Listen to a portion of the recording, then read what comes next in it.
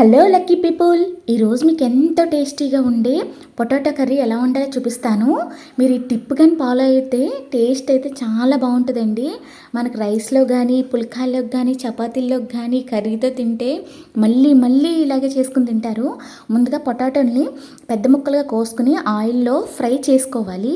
Fry అంటే మనకి shallow fry కాదండి, మనకి ముక్క అనేది ఎర్రగా రావాలి, డీప్ ఫ్రైలా చేసుకోవాలి. అంత నీట్గా కూడా మనం ముక్కను వేపుకోవాలి. ఇదే మెయిన్ టిప్ అండి ఈ కర్రీకి. అనుకొని చూసారా ఎంత నీట్గా ముక్క వేగిపోయిందో కరకరలాడుతూ. అలా ముక్కలు వేపుని తీసుకుని పక్కన పెట్టేసుకున్న తర్వాత బిర్యానీ ఆకు వేసుకుని ఉల్లిపాయ పచ్చిమిర్చి వేసుకోవాలి. వేసుకున్న తర్వాత అవి కొద్దిగా ఫ్రై అయిన తర్వాత అందులో మనం తగినంత పసుపు వేసుకోవాలి. పసుపు వేసి ఉప్పు కూడా మనం అందులోనే వేసేసుకోవాలి. ఎప్పుడు ఉల్లిపాయలతో ఉప్పు వేసుకున్నప్పుడు మనకు వాటర్ అనేవి త్వరగా అబ్జర్వ్ అయిపోతాయి. అవి బాగా సిమ్లో పెట్టుకుని ఫ్రై చేసుకోవాలి. ఇలా సగం ఫ్రై అయిన తర్వాత 1 టీ స్పూన్ అల్లం వెల్లుల్లి పేస్ట్ వేసుకోవాలి. వేసుకుని ఒక 5 నిమిషాలు ఫ్రై అవనివ్వాలి. తర్వాత మనం తగినంత కారం వేసుకోవాలి. నేను అయితే 1 టీ స్పూన్నర కారం వేసాను అంతే అండి. తర్వాత దాన్ని ఒక 5 నిమిషాలు ఫ్రై అయిన తర్వాత తగినన్ని వాటర్ వేసుకోవాలి.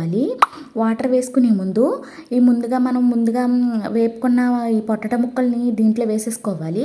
వేసేసుకుని బాగా కలుపుకోవాలి. కలుపుకున్న తర్వాత తగినంత వాటర్ అయితే వేసుకోవాలి.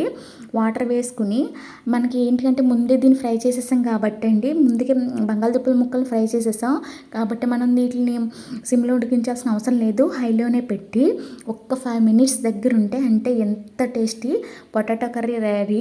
టేస్ట్ అయితే చాలా బాగుంటుందండి. మీరు కొబ్బరి రైస్ కావచ్చు, బిర్యానీ కావచ్చు, పులావ్ కావచ్చు, దేంట్లో అన్ని రైస్ తీసుకోవచ్చు.